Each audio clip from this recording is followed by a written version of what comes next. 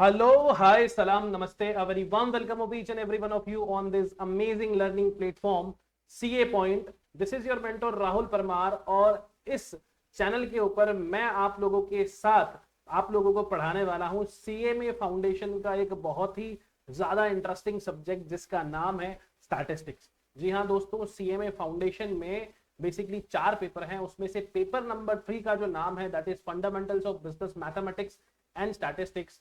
लेकिन जो बच्चे बेटा नॉन मैथ्स वाले हैं ना, उनको इस पेपर से लगता है बहुत ज्यादा डर, और उन्हीं नॉन मैथ्स वाले बच्चों को स्टैटिस्टिक्स जो है वो एक तरीके से देता है डूबते को तिनके का सहारा।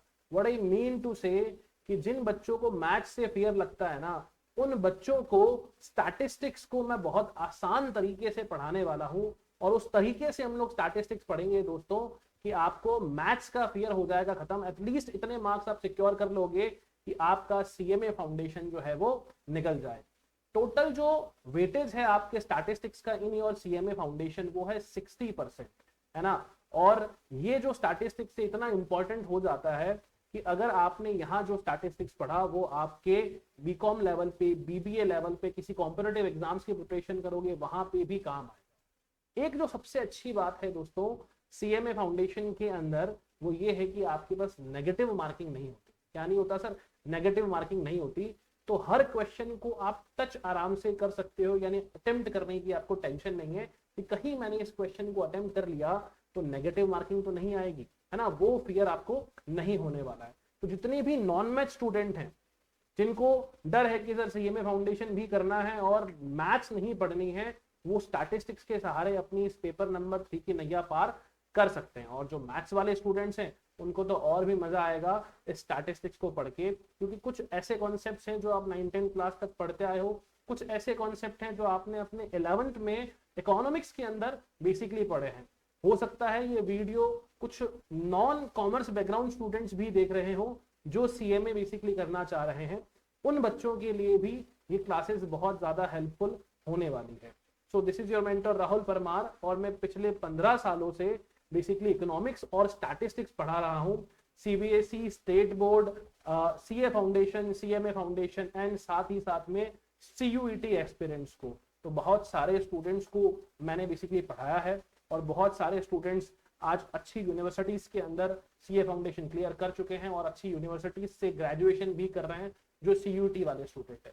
तो वही expertise now I am going to share with you all on this platform called CA point. यहाँ पे आप लोगों को बहुत सारे लेक्चर्स मिलेंगे सीएमए फाउंडेशन के ऑलमोस्ट सारे सब्जेक्ट के। तो stay tuned with this particular channel.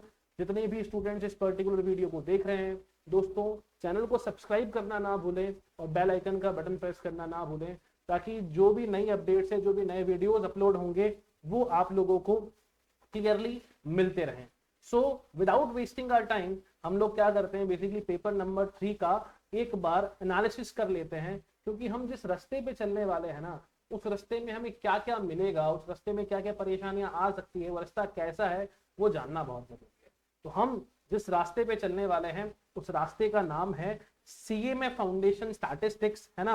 और पेपर नंबर है बेटा अपना 3। इस पेपर का जो नाम है दोस्तों that is fundamentals of business mathematics and statistics. ठीक है, तो हमें इस रास्ते पे चलना है। अब इस रास्ते पे हमें क्या क्या मिलेगा उसका बेसिकली हमको कंप्लीट नॉलेज होना बहुत ज्यादा जरूरी है कि सिलेबस का स्ट्रक्चर क्या है, सिलेबस में कौन कौन से टॉपिक्स मिलने वाले हैं ना। तो देखो दोस्तों, सबसे पहला तो आपके सामने है section A that is fundamentals of business mathematics, right. इसका वेटेज कितना है? 40% वेटेज है दोस्तों। कितना वेटेज है भाई लोगों? 40% वेटेज है, यानी 40 नंबर के जो क्वेश्चंस हैं वो इन 3 टॉपिक्स पे से आएंगे, arithmetic, algebra and calculus applications in business. ये कौन पढ़ाने वाला है? ये बेसिकली आपको सचिन मंगल सर पढ़ाएंगे अपनी इसी प्लेटफॉर्म पे। ऑलराइट, क्या तो मैथ्स की जो प्रिपरेशन करनी है वो सचिन मंगल सर के लेक्चर से कर लेनी है। स्टैटिस्टिक्स को आप मेरे पे छोड़ दो, आपकी स्टैटिस्टिक्स को बेस्ट करवाने की जो जिम्मेदारी है वो मेरी है ना। जो सेक्शन नंबर बी है, most importantly section number B that is fundamentals of business statistics. कितना परसेंट वेटेज है सर? 60% वेटेज है। यस दोस्तों, 60% वेटेज यानी 60 मार्क्स।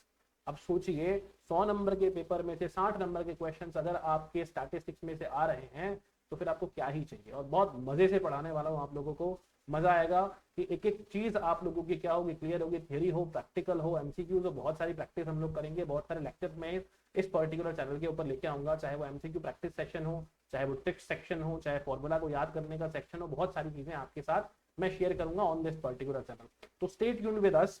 बात करते हैं सर हम लोग बिजनेस स्टैटिस्टिक्स के सबसे पहले टॉपिक की। तो चैप्टर नंबर या मॉड्यूल नंबर बेसिकली 4 है अपना, ठीक है। इसमें सबसे जो पहला टॉपिक है that is statistical representation of data. जी हाँ दोस्तों, स्टैटिस्टिकल रिप्रेजेंटेशन ऑफ डेटा, जिसका वेटेज रहने वाला है 5%, बोले तो 5 नंबर। 100 नंबर के पेपर में से 5 क्वेश्चन आपके स्टैटिस्टिकल रिप्रेजेंटेशन ऑफ डेटा पे से आएंगे। अब दोस्तों ये चैप्टर पढ़ने में थोड़ा सा लेंथी लगेगा और नंबर कम देगा, बट स्टिल इस चैप्टर को पढ़ना बहुत ज्यादा जरूरी है, क्योंकि ये चैप्टर आपको ओवरऑल अंडरस्टैंडिंग देगा फर्दर चैप्टर्स को समझने के लिए, राइट। नेक्स्ट जो चैप्टर है दोस्तों that is measures of central tendency. अरे भैया ये वही मीन मोड मीडियन है जो आप लोग क्लास 6, 7, 8, 9 और 10th में करते आए हो, कुछ नया नहीं है। नया है तो क्या है, इन्हीं मीन मोड मीडियन की प्रॉपर्टीज, इसके अलावा कुछ 2-3 कॉन्सेप्ट और भी हैं इसके अंदर जो हम लोगों को पढ़ने हैं, ठीक है ना। तो measures of central tendency, mean, mode, median, इसके अंदर आएंगे, हार्मोनिक मीन आएगा, ज्योमेट्रिक मीन आएगा, जो हम लोगों को यहाँ पे पढ़ना है। अपार्ट फ्रॉम दैट एक टॉपिक बेटा है डिस्पर्जन। इस टॉपिक को बहुत सारे बच्चों ने पढ़ा होगा क्लास 11th स्टैटिस्टिक्स में, या हो सकता है बहुत सारे बच्चों ने नहीं पढ़ा हो। मैं अगेन बोल रहा हूँ, आपने चाहे इसी टॉपिक को पढ़ा या नहीं पढ़ा, मैं ये क्लास 0 से शुरू कर रहा हूँ, इसलिए बने रहना मेरे साथ में। मैं आपका एक एक पॉइंट क्लियर करवाऊंगा, बहुत सारे क्वेश्चंस करेंगे, प्रैक्टिस करेंगे, जिससे हमारी सीएमए फाउंडेशन की जो नैया है वो जरूर पार होगी। अपार्ट फ्रॉम दैट जो नेक्स्ट चैप्टर है that is correlation and regression. इनका वेटेज देखो यारो 15% मतलब 15 क्वेश्चन यहाँ से आएंगे, फिर और क्या चाहिए यार। 3 चैप्टर हैं, सेंट्रल टेंडेंसी, डिस्पर्जन और correlation and regression, total 4 chapter है। 15 क्वेश्चन यहाँ से बनने वाले और बहुत ही शानदार चैप्टर है, इंटरकनेक्टेड चैप्टर है, इसलिए एक भी लेक्चर आपको छोड़ना नहीं है, एक भी लेक्चर आपको मिस नहीं करना। नेक्स्ट जो टॉपिक है that is probability. This is also बहुत बड़ा टॉपिक, 15% वेटेज यहाँ से भी आएगा, तो इसको भी करेंगे। And finally we have the index number and time series, बहुत बेसिक सी चीज है, ठीक है। 10% वेटेज इसका भी है, ठीक है। तो अभी जो हम लोग जिस टॉपिक को शुरू करेंगे वो जो टॉपिक है दोस्तों that is statistical representation of data, है ना। एक थ्योरी टॉपिक है कि सर स्टैटिस्टिक्स होता क्या है ना, डेटा क्या होता है, ठीक है ना, डेटा कलेक्ट कैसे करते हैं, ऐसी बहुत सारी बातें जो हैं वो इस पर्टिकुलर चैप्टर के अंदर आप समझने वाले हो। और दोस्तों ध्यान रखना, मैं आप लोगों के लिए इतना शानदार नोट्स लेके आया हूँ इस पर्टिकुलर चैप्टर के कि अगर आपने ये नोट्स पढ़ लिए, आपकी सीएमए मॉड्यूल की एक एक लाइन को उठा के इतने शानदार क्राफ्टेड नोट्स लेके आया हूँ ना, कि इन नोट्स को जब आप लोग पढ़ोगे तो आपको आने वाला है बहुत ही शानदार मजा, ठीक है ना। आप लिटरली मुझे बोलोगे कि sir thank you so much, आपने हम लोगों को ये नोट्स दिए, हमको मॉड्यूल उठाने की जरूरत नहीं पड़ी, है ना। क्योंकि ये चैप्टर अपने आप में बहुत इंपॉर्टेंट रोल प्ले करता है और 5 क्वेश्चन जो इसमें से आएंगे ना यू टिक होंगे बहुत इजी, ठीक है। तो now we are going to start in this introductory class this module number 4, है ना, जिसका नाम है statistical representation of data. Weightage कितना आएगा सर इसका 5%, लेकिन बहुत ज्यादा इंपॉर्टेंट है ये दोस्तों, बात ध्यान रखिएगा, राइट। क्या तो अभी देखो बेटा, सबसे पहली बात हम बात करें सेक्शन नंबर बी की, है ना। नाम क्या है बेटा, फंडामेंटल्स ऑफ बिजनेस स्टैटिस्टिक्स, ये हम लोगों को पता है, राइट। अब इसमें से क्या होगा, मॉड्यूल नंबर 4 अपना है that is statistical representation of data. आप सोचिए स्टैटिस्टिकल रिप्रेजेंटेशन ऑफ डेटा, ये हमारे चैप्टर का नाम है, ठीक है। तो ये स्टैटिस्टिक्स का कौन सा चैप्टर है दोस्तों, 4th चैप्टर है।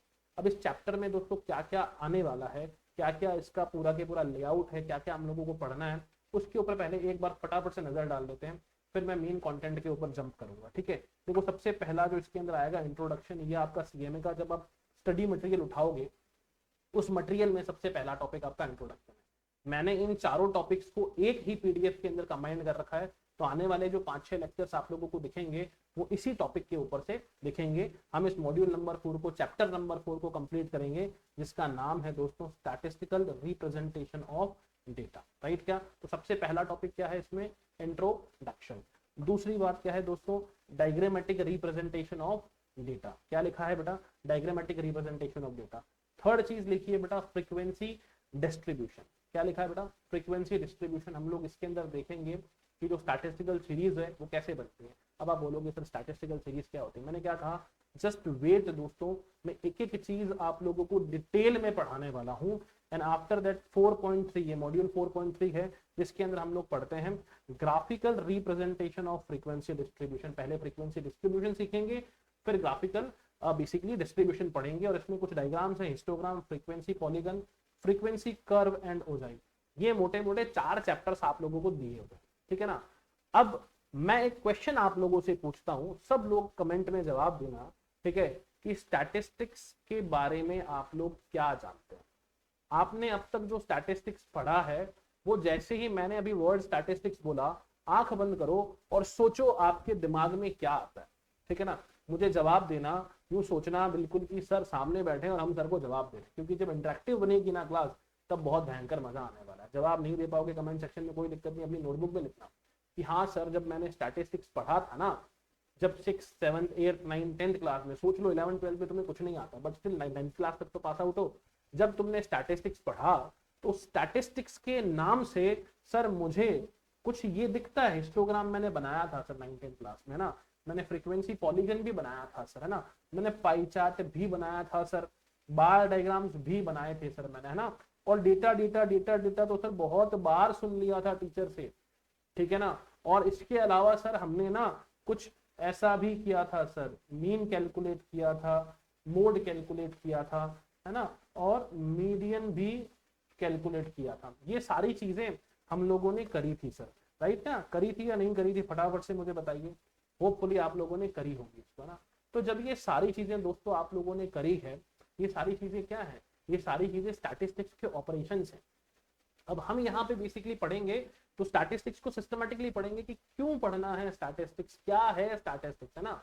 तो देखो आज से जब भी आप स्टैटिस्टिक्स को बोलो, आपने मीन निकाला, मोड निकाला, मीडियन निकाला, किसका मीन मोड मीडियन निकाला आप लोगों ने दोस्तों, डेटा का। किसका मीन मोड मीडियन निकाला आपने, डेटा का। तो डेटा, डेटा होता क्या है, डेटा होता है किसी भी तरह का फैक्ट, किसी भी तरह की फाइंडिंग, किसी भी तरह का फिगर, किसी भी तरह की इंफॉर्मेशन, किसके बारे में, about any person, about any place, about any thing, about any phenomena, about any event, है ना, कि उस पर्सन की हाइट इतनी है, ये इंफॉर्मेशन है, डेटा है ना। उस जगह पे आज इतने लोग इकट्ठे थे, तो ये इवेंट के बारे में इंफॉर्मेशन हो गई।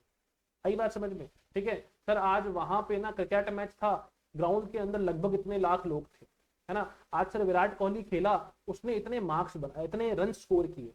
These all things are known as data. इसको हम लोग क्या बोलते हैं, डेटा बोलते हैं, ठीक है ना। इस डेटा को सबसे पहले क्या किया जाता है, कलेक्ट किया जाता है। तो स्टैटिस्टिक्स में आप लोग डेटा देखते हो, ये डेटा आपको मिलता कहाँ से है। जब डेटा मिल जाता है तो उसके साथ क्या करते हो, अच्छा जब डेटा मिला उसके साथ आपने कुछ ऑपरेशन के, मीन मोड मीडियन जो कैलकुलेट कर रहे हैं, इसे क्या कहते हैं सर ना। ये सारी ही चीजें हम लोग आज 1 बाय 1 क्या करने वाले हैं दोस्तों, डिस्कस करने वाले हैं, राइट क्या। तो देखो बहुत सिंपल सी बात बता रहा हूं मैं आप लोगों को, कि जो स्टैटिस्टिक्स होता है ना, क्या होता है, स्टैटिस्टिक्स जो होता है ना, ये स्टैटिस्टिक्स जो है ना, इज अ 5 स्टेप प्रोसेस। क्या है बेटा, 5 स्टेप प्रोसेस, 5 स्टेप का प्रोसेस है ना, जिसे हम लोग क्या बोलते हैं, जिसे हम लोग बोलते हैं COPAI। क्या बोलते हैं दोस्तों, COPAI, that is called as COPAI. क्या बोलते हैं, कोपाई बोलते हैं, राइट क्या। जहां पे सी का जो मतलब है, क्या मतलब है सी का मतलब, ध्यान रखिएगा आप, सी का जो मतलब है वो है कलेक्शन ऑफ डेटा। क्या मतलब है बेटा, कलेक्शन ऑफ डेटा, राइट क्या। ओ का मतलब क्या है, ऑर्गेनाइजेशन ऑफ डेटा। क्या मतलब है दोस्तों, ऑर्गेनाइजेशन ऑफ डेटा, ठीक है। फिर पी जो है, इस पी का मतलब क्या है दोस्तों, इस पी का मतलब है दोस्तों प्रेजेंटेशन ऑफ डेटा, राइट क्या।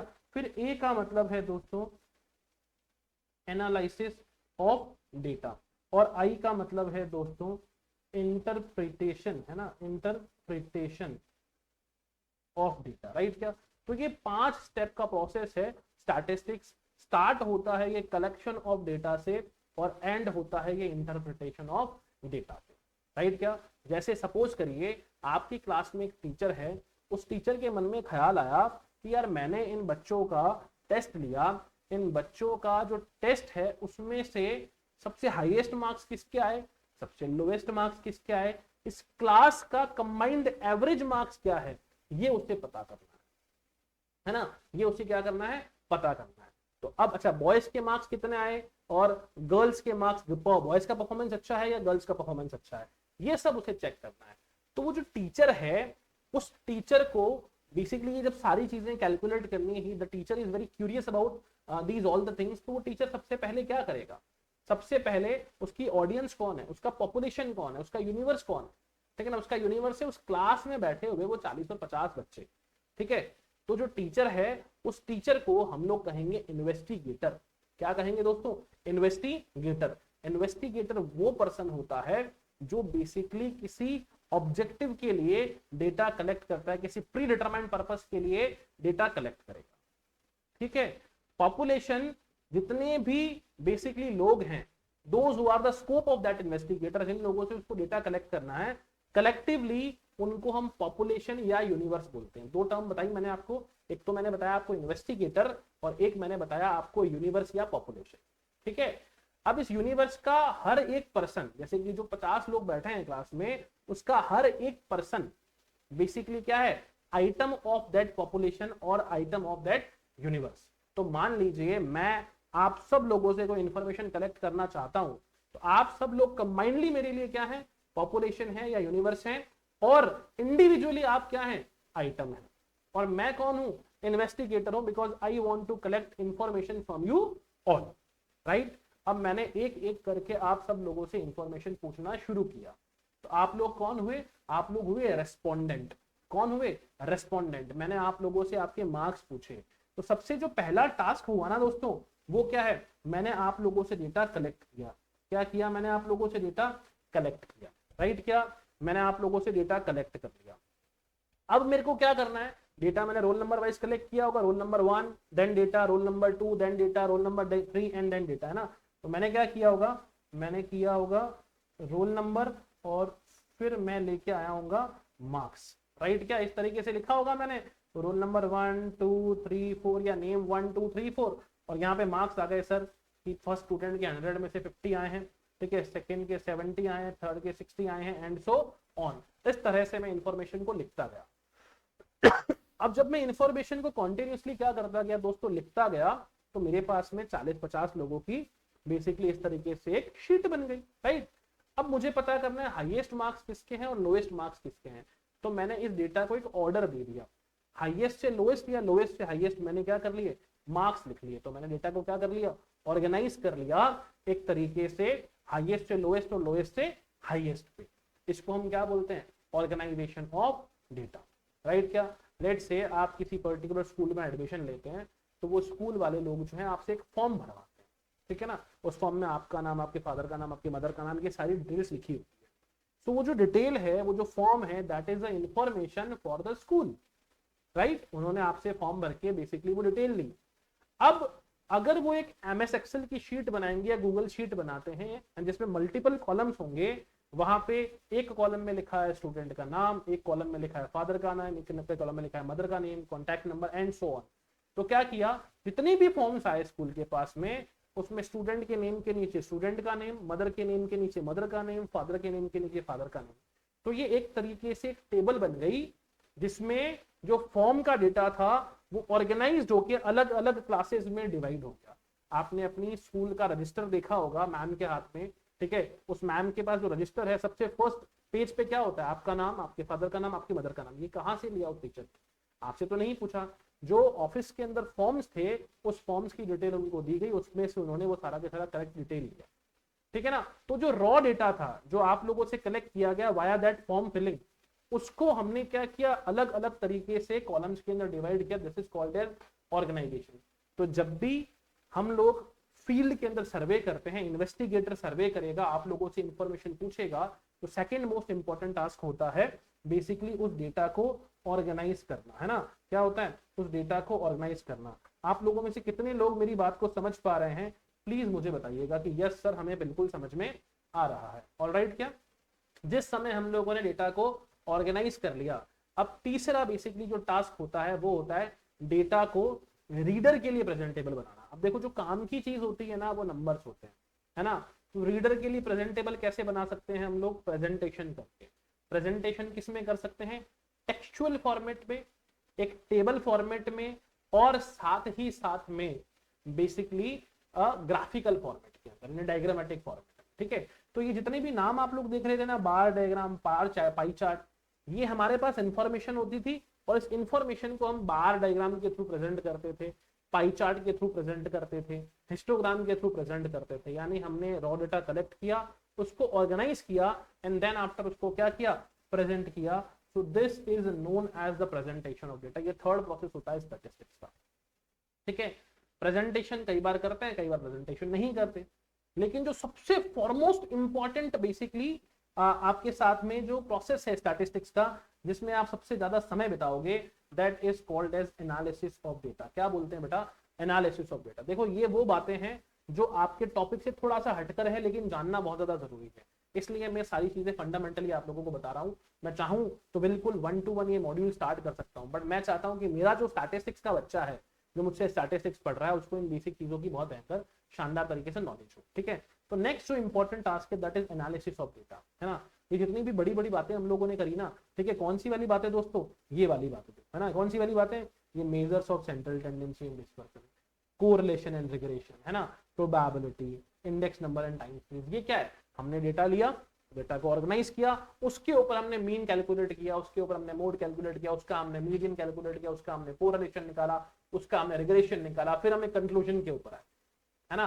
तो these all things are known as analysis of data. ठीक है ना दोस्तों, तो ये जितने भी चैप्टर्स हैं, ये जितने भी चैप्टर्स तुम लोगों को दिख रहे हैं, central tendency, dispersion, correlation, regression, index number, time series, these all belongs to analysis of data. हम डेटा का क्या करते हैं दोस्तों, एनालिसिस करते हैं। Are you getting my point और नॉट, कमेंट करके जरूर बताना कि यस सर बिल्कुल समझ में आ रहा है, क्लैरिटी से, मस्त तरीके से। ठीक है ना, चलिए फिर नेक्स्ट एंड फाइनल टास्क आता है इंटरप्रिटेशन ऑफ डेटा। अब now what is called as interpretation, किसे बोलते हैं इंटरप्रिटेशन, है ना। एक बहुत लेमन लैंग्वेज के अंदर आप लोगों को बताता हूँ।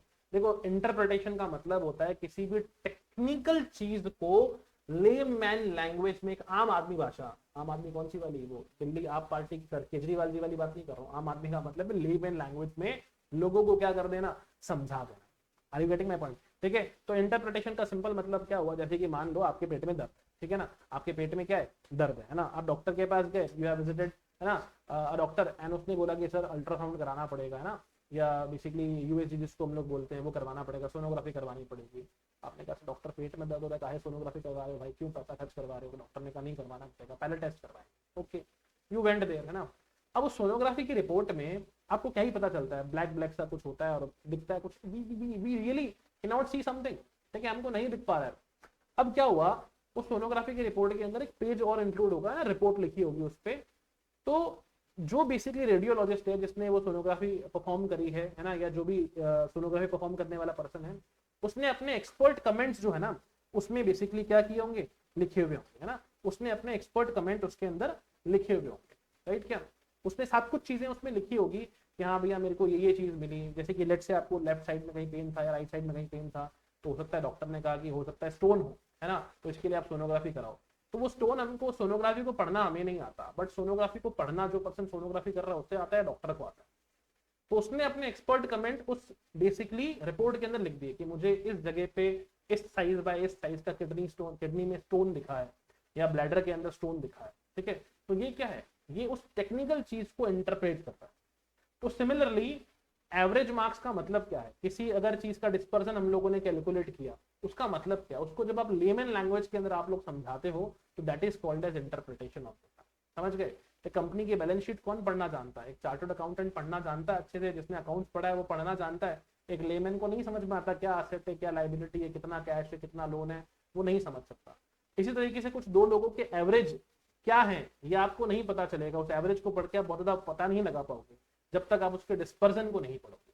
समझ रहे हो। तो इंटरप्रिटेशन का मतलब क्या हो गया, टेक्निकल बातों को लेमन लैंग्वेज में समझा देना इज बेसिकली इंटरप्रिटेशन। तो आई होप कि आपको एक बेसिक आइडिया क्लियर हो गया होगा कि स्टैटिस्टिक्स क्या करता है।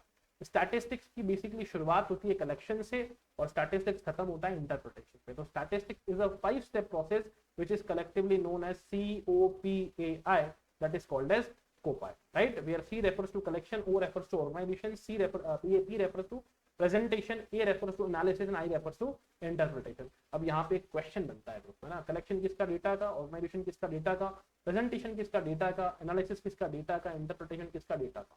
डेटा क्या होता है, ये क्वेश्चन बेसिक सा है, इसके बारे में भी अपन आगे चर्चा करते हैं। इसके अलावा एक क्वेश्चन और बनता है, ठीक है ना, कि भैया अगर आप लोगों को प्रेजेंटेशन करना है तो प्रेजेंटेशन से पहले ऑर्गेनाइजेशन या यूं कहो कि क्लासिफिकेशन, है ना, इंटरचेंजेबल वर्ड्स है ये, तो ऑर्गेनाइजेशन बहुत जरूरी। तो ऑर्गेनाइजेशन के बाद में जो स्टेप आता है उसको क्या बोलते हैं हम लोग, प्रेजेंटेशन बोलते हैं। ऑर्गेनाइजेशन के बाद जो स्टेप आएगा वो आएगा प्रेजेंटेशन। तो एग्जाम में एक एमसीक्यू आया, प्रेजेंटेशन सक्सीड्स डैश ऑर्गेनाइजेशन, यानी प्रेजेंटेशन ऑर्गेनाइजेशन को सक्सीड करता है उसके बाद आता है ना। एंड ऑर्गेनाइजेशन, है ना, ऑर्गेनाइजेशन प्रीसीड्स व्हाट, ऑर्गेनाइजेशन या क्लासिफिकेशन प्रीसीड्स द प्रेजेंटेशन। बहुत पॉपुलर क्वेश्चन है, बार बार कई बार देखने को मिला है आप लोगों को। तो इसके ऊपर स्पेसिफिक लाइन है अपने पास कि सबसे पहले ऑर्गेनाइजेशन, फिर बाद में क्या, प्रेजेंटेशन। तो प्रेजेंटेशन के पहले ऑर्गेनाइजेशन और ऑर्गेनाइजेशन के बाद में प्रेजेंटेशन। तो ये बात आप लोगों को ध्यान रखनी है। ऑलराइट, क्या, चलिए अब हम लोग डिस्कशन करते हैं कि हमारा जो कंटेंट है सीएमए का, है ना, वो क्या है, उसके बारे में क्या क्या बात कर रहे थे, ठीक है। फिर अगेन मैंने बताया आपको कि स्टैटिस्टिक्स पे हम लोग क्या करते हैं, कलेक्शन डेटा का, एनालिसिस डेटा का, प्रेजेंटेशन डेटा का, ऑर्गेनाइजेशन डेटा का। तो डेटा होता क्या, व्हाट इज डेटा, है ना, डेटा कितने टाइप का होता है, डेटा को कलेक्ट कैसे करते हैं, ये सारी चीजें हम वन बाय वन आज बेसिकली क्या करने वाले इधर सीखने वाले। ऑलराइट, क्या, चलिए। तो सबसे पहली बात, है ना, बेसिक सी बात मैं करूंगा आज, ठीक है, इस पर्टिकुलर लेक्चर में, कि स्टैटिस्टिक्स क्या है दोस्तों, व्हाट इज स्टैटिस्टिक्स, ठीक है ना। मैंने अभी बताया statistics is a 5 step process. अब आपका कंटेंट क्या कहता है समझिए। तो स्टैटिस्टिक्स डील्स विद, किसके साथ डील करता है भैया स्टैटिस्टिक्स, है ना, statistics deals with the collection, analysis, presentation and interpretation of numerical data. बहुत इंपॉर्टेंट चीज है बेटा, डेटा दो तरह का होता है, one that can be expressed in numbers and the another one that can not be expressed in numbers, ठीक है। Statistics deals with only those data which can be expressed in numbers. Statistics सिर्फ उन्हीं information के साथ में, fact के साथ, findings के साथ काम करता है जिनको हम नंबर में एक्सप्रेस कर सकते हैं। तो क्या बोल रहा है, statistics deal with collection, that is C, analysis, A, presentation, P, interpretation, I. एक चीज इसने नहीं बताई, that is called as organisation, right, क्या, जबकि ऑर्गेनाइजेशन प्रेजेंटेशन और कलेक्शन के बीच का एक स्टेप है। ऑलराइट, क्या, चलिए नेक्स्ट बात हम लोग करते हैं कि स्टैटिस्टिक्स जो है भैया किसकी ब्रांच है ना। तो it is a branch of mathematics also used in discipline such as accounting. देखो यार, आपने बोला सर अकाउंटिंग स्टैटिस्टिक्स में कैसे करते हैं, यार एक सिंपल सी बात बताओ, बिजनेस में जो भी ट्रांजेक्शन हुआ उस ट्रांजेक्शन को आपने कलेक्ट किया, उस ट्रांजेक्शन को कलेक्ट करके आपने उसको रिकॉर्ड किया, है ना, रिकॉर्ड करके आप क्या करते हो, उसको ऑर्गेनाइज करते हो अलग अलग लेजर्स के अंदर, है ना, फिर क्या करते हो, उसको फाइनल अकाउंट में प्रेजेंट करते हो या नहीं करते, करते हो। प्रेजेंट करने के बाद में क्या करते हो, डिफरेंट तरीके के रेशियोज निकालते हो, क्या कर रहे हो, एनालिसिस कर रहे हो, फिर क्या करते हो, इंटरप्रिटेशन भी करते हो। तो यार अकाउंटेंसी में भी तो हम लोग क्या कर रहे हैं, स्टैटिस्टिक्स यूज कर रहे हैं ना, तरीके से हम लोग डेटा को कलेक्ट कर रहे हैं, उसको ऑर्गेनाइज कर रहे हैं, उसको प्रेजेंट कर रहे हैं, उसका एनालिसिस कर रहे हैं। तो अकाउंटिंग में भी स्टैटिस्टिक्स काम आता है, इकोनॉमिक्स में भी काम आता है स्टैटिस्टिक्स, है ना। हम लोग बहुत बड़े बड़े यूं इकोनॉमिक्स जो है वो बेसिकली क्या बोलते हैं, इंडिया में ये रेट ऑफ ग्रोथ आई, वो rate of growth I, per capita GDP इतना है, ये क्या कहाँ से पता चलता है पर कैपिटा जीडीपी। कोई तो एजेंसी होगी जो जीडीपी का पता लगा रही है, कोई तो एजेंसी है जो इकोनॉमी के अंदर पता लगा रही है कि इतने लोग हैं, है ना। जब टोटल जीडीपी को हम लोग नंबर ऑफ पीपल से डिवाइड करते हैं, then we use to get the per capita income. तो इकोनॉमिक्स में भी इसका क्या है, बहुत इंपॉर्टेंट रोल है ना। निर्मला ताई आके बोलती है बजट भाषण के अंदर कि भैया हमारे इकोनॉमी की ग्रोथ उधर इतनी रही थी, टैक्स कलेक्शन इतना है, रेवेन्यू इतना कलेक्शन है, हमने खर्च इतना किया है, कहां से आए ये नंबर। There is some agency which is engaged in collection of data, और निर्मला ताई इसी चीज को बजट भाषण में बताती हैं। आ रही के बात समझिए कि हमने ये किया, हमने वो किया, हमने ऐसा किया, हमने वैसा किया। This is the statistics, application है स्टैटिस्टिक्स का। यार मैनेजमेंट में स्टैटिस्टिक्स चाहिए, है ना, कि भैया इस पर्सन ने काम किया, कितना काम किया, इसकी सैलरी इतनी, इसने आउटपुट इतना दिया, है ना, परफॉर्मेंस रिपोर्ट जो बनती है, ये क्या है, सब स्टैटिस्टिक्स ही तो और क्या है ना। देन आफ्टर फिजिक्स में स्टैटिस्टिक्स चाहिए, फाइनेंस में चाहिए, साइकोलॉजी में चाहिए, सोशियोलॉजी में चाहिए। तो हर जगह पे आपको स्टैटिस्टिक्स का रिक्वायरमेंट पड़ेगा और पड़ेगा। तो ये मैथमेटिक्स की वो ब्रांच है जो इन सारी जगह पे क्या आती है, काम, राइट, क्या। नेक्स्ट बात करें, most economic data are quantitative. कैसे होते हैं दोस्तों, क्वांटिटेटिव होते हैं, यानी इकोनॉमिक्स जो है भैया वो क्वांटिटेटिव डेटा के ऊपर बात करती है ना। जो स्टैटिस्टिक्स है सॉरी, वो क्वांटिटेटिव डेटा के ऊपर बात करती है, क्वालिटेटिव डेटा के ऊपर बात नहीं करती है। क्या होता है क्वांटिटेटिव वर्सेस क्वालिटेटिव, अभी ही बताऊंगा तुम लोगों को, ठीक है ना। However in addition to quantitative data economics also uses the qualitative data. तो इकोनॉमिक्स में हम लोग मेजरली क्वालिटेटिव डेटा ही क्वांटिटेटिव डेटा ही यूज करते हैं, बट अपार्ट फ्रॉम दैट हम लोग क्वालिटेटिव डेटा भी यूज कर लेते हैं। तो on a very simple note, आज की इस क्लास का कंक्लूजन क्या है कि भैया स्टैटिस्टिक्स क्या है। Statistics is a 5 step process, collection, organisation, presentation, analysis and interpretation. कौन पहले कौन बाद में, ऑर्डर पता चल गया अपने को, राइट। क्या स्टैटिस्टिक्स का यूज कहाँ कहाँ करते हो सर, इकोनॉमिक्स में काम आता है, अकाउंटेंसी में काम आता है, फिजिक्स में काम आता है, साइकोलॉजी में काम आता है, और सब जगह काम आता है, ठीक है। इन सब जगहों पे हम लोग करके आ रहे हैं, है ना। सबसे बड़ी जो बात हम लोगों ने पढ़ी, that is called as what, data. क्या पढ़ा बेटा हमने, डेटा। डेटा की बड़ी इंपॉर्टेंस है। डेटा कितने तरह का होता है दोस्तों, है ना। डेटा दो तरह का है ना। डेटा कितने तरह का, दो तरह का। सबसे पहला जो डेटा है that is what, that is quantitative data.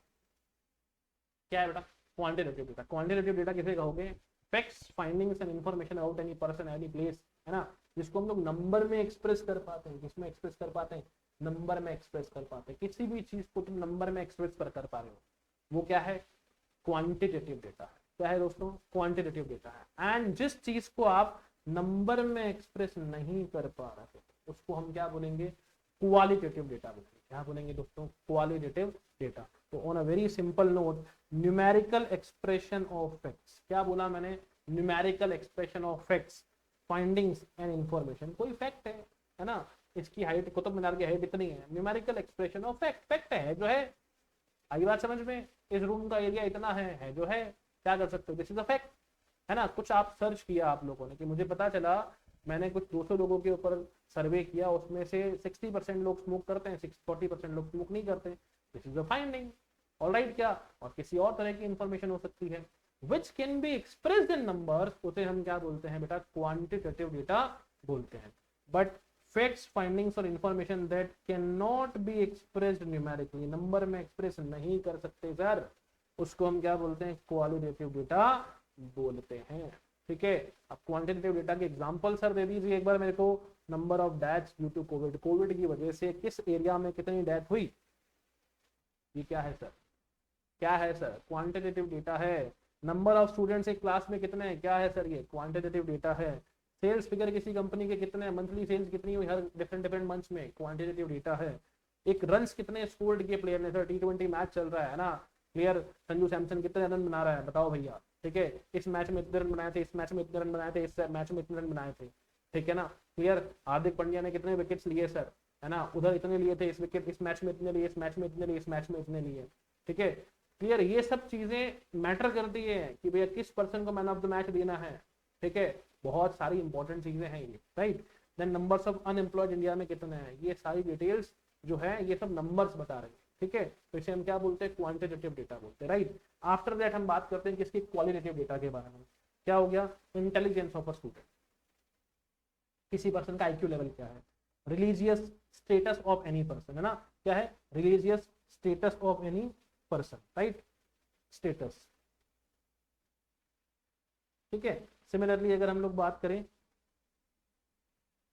Colour of car, 10 लोग हैं, मैंने पूछा भैया कार चलाते हो, हाँ चलाता हूँ, तुम्हारी कार का कलर कैसा है, तुम्हारी कार का कलर कैसा है, तुम्हारी कार का कलर कैसा है ना।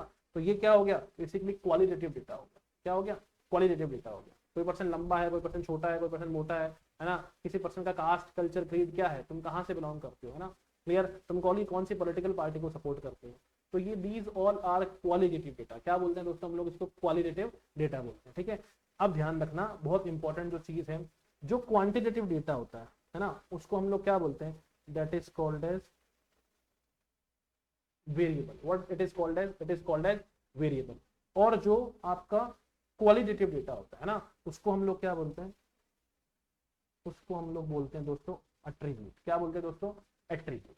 तो quantitative data are known as variable and qualitative data are known as attribute, alright. क्या, आई होप कि आपको ये क्लास जितनी भी आज जो चीजें मैंने डिस्कशन करी है, ठीक है, वो सारी की सारी चीजें समझ में आई होगी, ठीक है ना। इस क्लास को आज यहीं पे बेसिकली हम लोग क्या करेंगे, खत्म करेंगे।